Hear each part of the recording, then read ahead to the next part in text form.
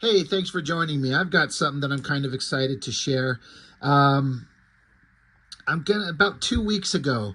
I can't remember where I was. I might have been on my Discord server, reading some of the back and forth between some people. It might have been on a Facebook page, which now that I think about it, I think that's what it was. But somebody had posted a link saying that Jim Rugg was back online, and he had a video where he was interviewing somebody. And I know, a lot of people were like, "Hey, we want to see that." And so, I followed that link.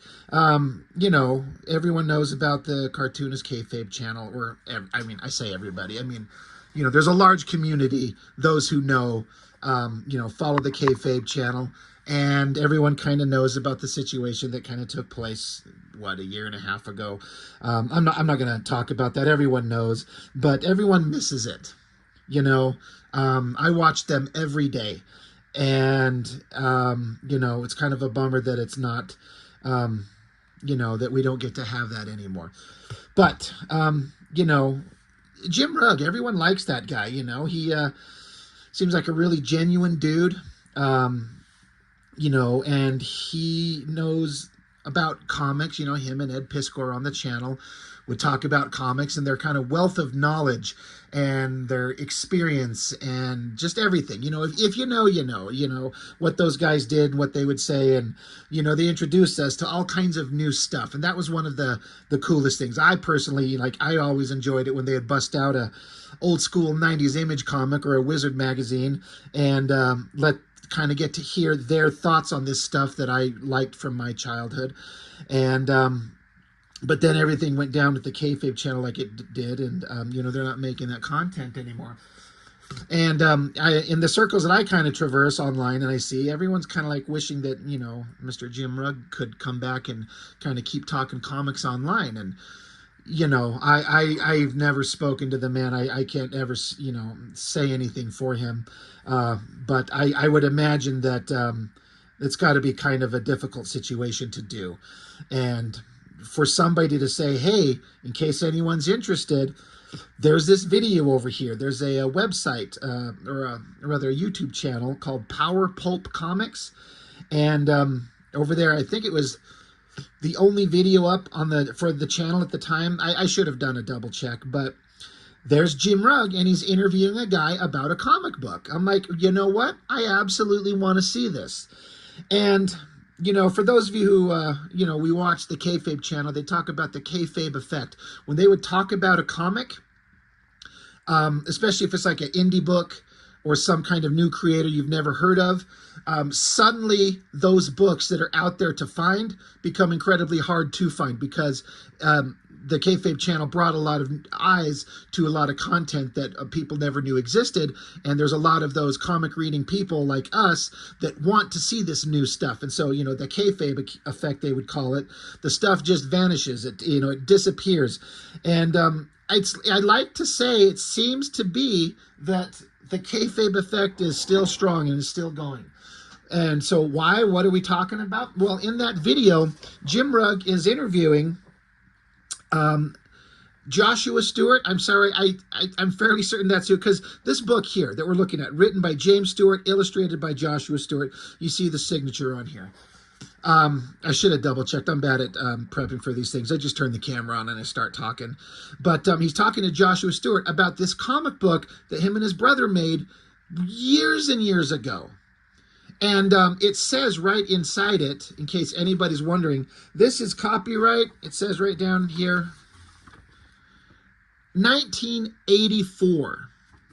So these guys, young men, I want to say they were probably 18, 19, 20 years old, something to that effect. Again, I'm a terrible YouTuber. I should have done a bunch of research, but I'm not a historian. I just start talking. But these young guys put together this book, and out of just the love of the medium, the love of storytelling and drawing, and they created this character. And in that video, I'll put a link to it, they talked about, Joshua Stewart talked at length. What's funny is because I went to that video kind of looking to, hear James Rugg talk, but to Mr. Rugg's credit, he let Joshua Stewart talk, and he talks most of the time. He's got a lot of information to kind of give out. Very interesting guy, very kind of, you know, he tells stories very well, and he gives us all kinds of information. If you're a maker, a creator, and you like comics, and you like to hear about how some people had this idea and how they brought it together and made this thing, you'll enjoy this video. So again, there'll be a link for that. You can go and watch it. But I'm just going to kind of paraphrase the basics that I remember them talking about. But they put together this book. They come up with all these ideas for this character. Like, you look at it, it seems fairly obvious. It's a kind of a James Bond spy thing. Great, you know, lead a life of excitement. Leo Derrick is in the heart of danger. It's great. He talked about how they come up with like wanting a visual style to make like the character very specific looking, long, skinny legs. I believe they were saying that one of the very specific things for the characters, they specifically make him left-handed. He's got red hair, and they talked about wanting to give his face a distinct, specific visual kind of identity, which I believe they talked about modeling after the actor James Coburn. And once I kind of heard that, and then I even did a Google search and found a picture of young James Coburn, and I'm like, yeah, that looks just like him. You know, they give kind of a distinctive visual look to the guy, and then they craft this awesome story and make this comic. And they put it out there, and again, I'm just kind of paraphrasing the stories that he talked about, but they made the book and printed it up. And if I remember the numbers correctly, I believe they say that they printed 10,000 copies and only sold 1,000 in their kind of, you know, the time they spent trying to sell the comic at conventions or however they were making those connections. And I don't know, how do you make those connections back in the early 80s? Like, how do you get the word out? Very different world from the one we live in today. But so they printed 10,000 copies. It was either 10,000 copies or 9,000 copies. But the important part was that they only sold 1,000. And so they had all the remaining inventory, he was saying, just in boxes in his garage since 1984 or 85. And there they have sat this entire time for decades. Just new copies of this book. And somehow, some way, somebody found the book, put them in contact with people, got them online. And from what I understand, from what I was reading, I'm following the Power Pole Comic guys on Instagram and, you know, the places where I can find them. From what I understand, now that they've put this book out there, if you want to order it, you can, because they have copies available. And from what I read, they're having a hard time keeping up with the demand. Not like they're running out of stock, but like they're getting so many orders in. It's not like they're getting one or two a week, you know, throw one in the mail. From, you know, it sounds like they're getting tons of orders and they're like scrambling to get them in packages and out. And what's the great thing is all the proceeds, all the money go to the people who made it. So from 1984, the comic they made that they only sold 10% of, is getting a second life. And that just fascinates me, and that makes my heart just kind of glow. Like, they made this book and they put in all this awesome effort, and you know, they sold some, but you know, 9,000 copies just sitting in the garage. It's kind of like, it's kind of a dumb analogy, but I'll watch online sometimes and you'll see a story about how somebody gets into a garage and there's a 1964 something car that sat there with only 200 original miles on it, and they take it out and it's like in pristine condition. I even saw a video one time where somebody bought a brand new like mid 80s Corvette, like this beautiful red car, with the factory plastic still all over like the dash and the mats on the floorboard, and somebody was paying a climate controlled garage for decades, and somebody finally sold it or got rid of it, and so they went and pulled out this like essentially brand new factory pristine, like 0 miles on this Corvette, but it's from the 80s. Never been driven. Again, all the factory shit still on it. The point I'm getting at is, here's this comic from 84, and they've never been seen. They're still sitting around, and now we're getting to look at them. So on the video, on the Power Pulp Comics page, there was a link right in the description, and I was only halfway through the video, and I'm scrolling through the comments, and somebody said ordered. It didn't even occur to me that the thing would be available to order. I don't know if I just hadn't got to the point where they said that it's available at that point. So I followed the link instantly, followed it, link, order, click, click, click, boom, got it on the way, you know? And I'm like, I can't wait to see this thing. And so now we get this awesome black and white newsprint, like fascinating book by these guys. Like, look at this opening kind of page. Kind of a assortment of images. Who are you? It's Leo Derek. He's his own man. He's the best, leading a life of excitement in the heart of action and suspense. The most beautiful girls. Leo Derek is in the heart of danger. And they talked about in the video about how they kept coming up with like visual things, like I was saying. The look on the guy's face, that he's left-handed. This silhouette of the beautiful girl with the hand holding the playing cards. Like, fascinating. It's just on this old newsprint paper. And look at these big splash pages. Leo Derek, a guy playing cards in the heart of danger, the beautiful girl. Like, the time spent putting these little patterns on the cards. Like, this is all hand-drawn. It feels like most of the inking, it looks like it's brushwork. Again, I don't know for sure, but that's what it looks like to me. And there's this just whole awesome story. And the artwork for like a young guy at 84, again, if I was looking at their ages right, I'm going to say, again, like I said, 19, 20, something like that, 21, to be that young and have the ability to draw like this. I mean, it looks like it fits of the era, but like if somebody were to somehow make this comic brand new today, exactly like this, and I was walking through a convention and saw this on somebody's table and I was able to flip it open, I would want to pick it up instantly if it was made today. But here we are, it's 1984, and these guys put together this book.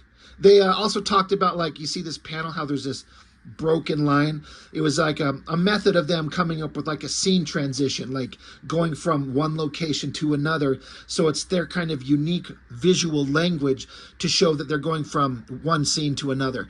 Really fascinating. Lots of great thoughts going into it. Now, I'm not going to sit here and go page by page through the story. I want everyone to like go out and buy it. I want you, like, if you're interested in this, go buy a copy of it and get one on the way. But look at the crazy detail, like an understanding of perspective and putting in the details on the seats, different people, different body languages.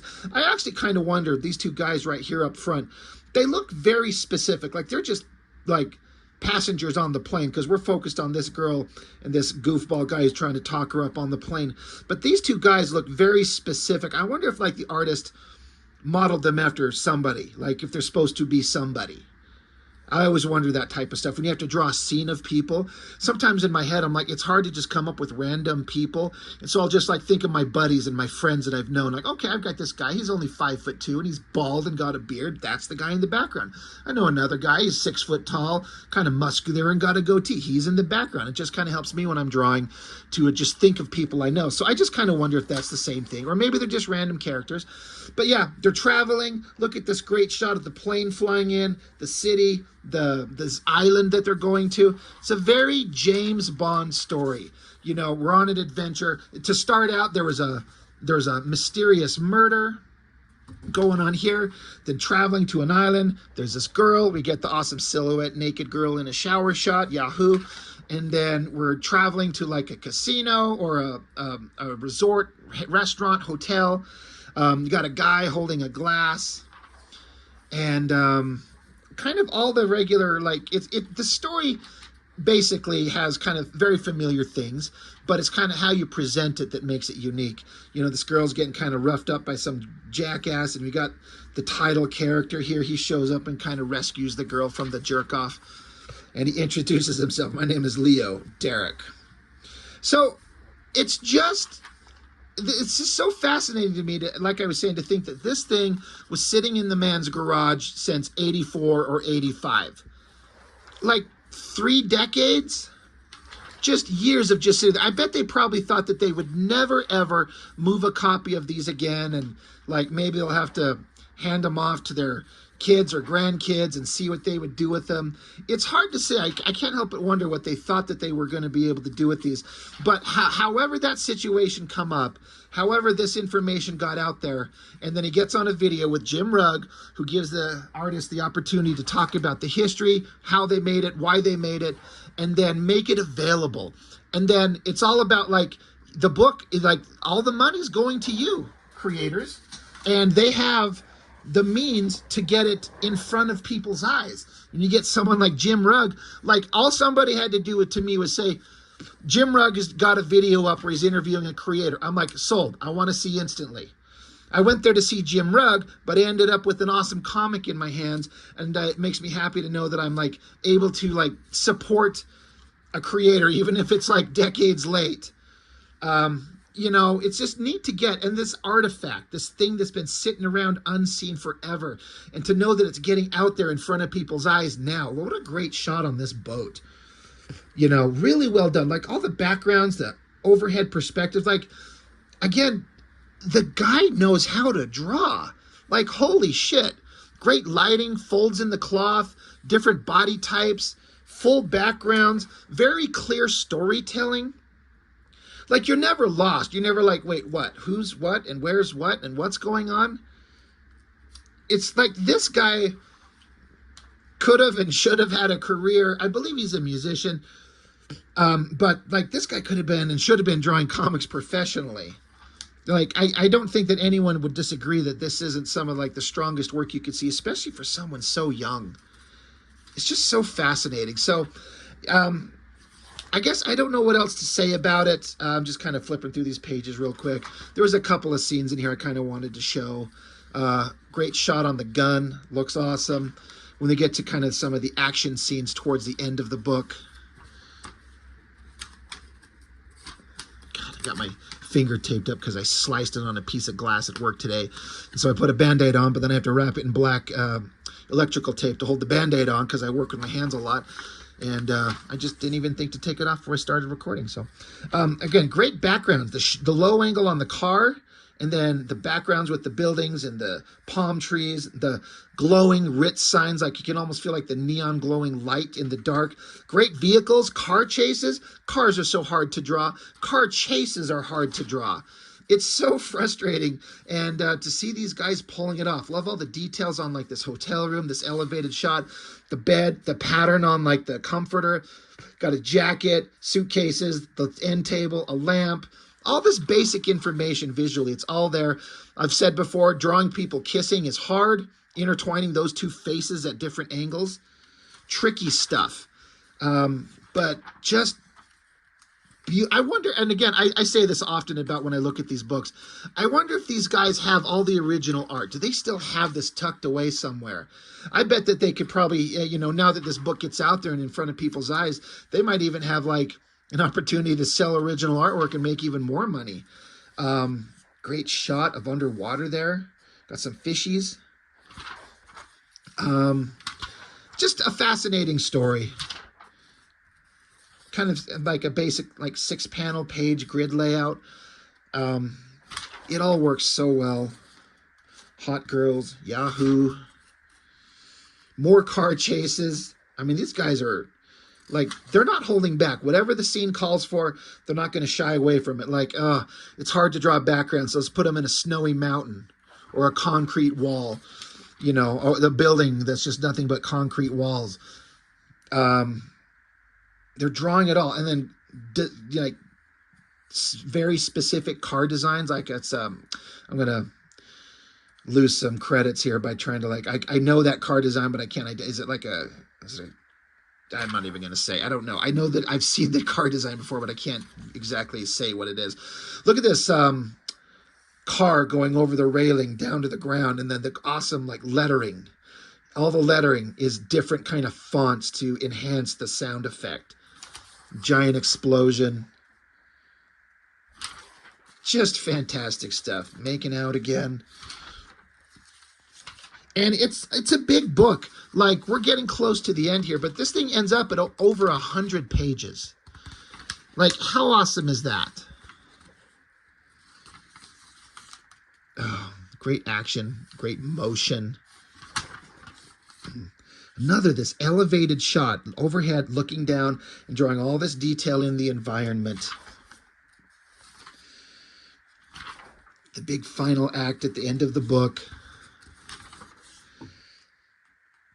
Punching, shooting, kicking.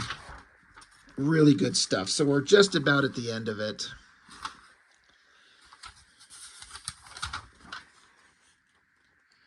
And then they escape on an airplane, and they make out and put the emergency pilot on and fly away into the sunset. The end. 112 pages, no ads. So 112 pages of a book. Awesome back cover. Love that. Just such a fascinating find. And I'm so glad that I found it. So, you know, one of the best things is, you know, all of us are online so much, and we always hear people like, hey, like, subscribe, comment, blah, blah, blah. And I'm often just tuning that out, but not because I don't care. I mean, I'll comment if I've got something to say, and just because I like one video doesn't mean I'm going to subscribe to an entire person's channel and have my like subscription feed on YouTube filled with shit that I'm not interested in. But, you know, sharing the word actually goes a long way. All somebody had to do was just see that there was a video out that Jim Rugg does, and then they put that out there online, and then a bunch of eyes turn and go look that direction, and then this book gets to get put out there and get into the hands of readers. Like, who needs 9,000 copies of a book unsold in their garage? Like, let's get them out to the hands of people, and let's get some, you know, revenue in the hands of the people who made it. So, you know, support your local independent comic artists. Like, we all have stuff that we love from the big companies. It's been a long-ass time since any of the big companies did anything that I actually give a shit about. But I've said forever that sometimes corporate comics, I feel like, have like a limited shelf, like not a shelf life, but a limited life as a reader, because I don't want to see a character 3 decades later having never moved forward in their existence. Like, Spider-Man is doing the same thing he's been doing for 60 years. So, you know, the X-Men, they might change costumes and get uglier, dumber, stupider characters and turn every hero into a villain, but I'm like, that's not the version of them I want to see. I've read the versions of the X-Men that I want to see, and I'm kind of done with them. I still like them, but I had the good fortune to read the classic Claremont and John Byrne run for large chunks, and then I got to read the X-Men in the 90s, late 80s and early 90s. But eventually it's like the stories just start resetting and starting over, and so they can't keep reading them forever. But that's why it's fun to go out and look and find independent creators and find something new. So share the word, share the love, put that out there. If you see a Kickstarter going on, a crowdfunder with somebody whose work you really think is awesome, like, share that. Like, even if you would get one person to kind of join up, that one person makes all the difference in the world. Like, all of us are trying to make our own books. If you're a maker, if you're a creator, we're all trying to make our stuff. And it's a lot of time spent right here at the drawing table and trying to make the best work that you can do. And, you know, for some of us, like myself, I'm making my own stuff, but I know that there's guys that are out there that are a million times better than I'll ever be. But I'm hoping that combined with my mediocre art and maybe my ideas and the presentation creates something unique that will interest people. And there's some crowdfunders coming up that I'm very much looking forward to, you know, like, hyping up and sharing on my channel. I'm going to be doing one of my own. But all these independent works, just get the word out there. Show them, share them, and spread the love around. It's really easy, like, especially if you're a part of some groups online. Just share it around, like it, talk about it, tell your friends. What more can we say? Like, we're all, you know, if we support each other, we all can kind of be a little bit more successful and happy in our kind of comic book making endeavors. So I don't know. That's all I've got to say on this one. Fantastic stuff. So Joshua Stewart, thank you for making the book and making it available. Jim Rugg, thanks for getting back online and, you know, showing some awesome stuff from some awesome people, and everyone else involved with the Power Pulp Comics. It looks like they're really trying to push something new and interesting, and hopefully, it's successful for everyone involved. So that's all I've got for this one. Thank you so much for watching. I really appreciate it. I'll see you next time.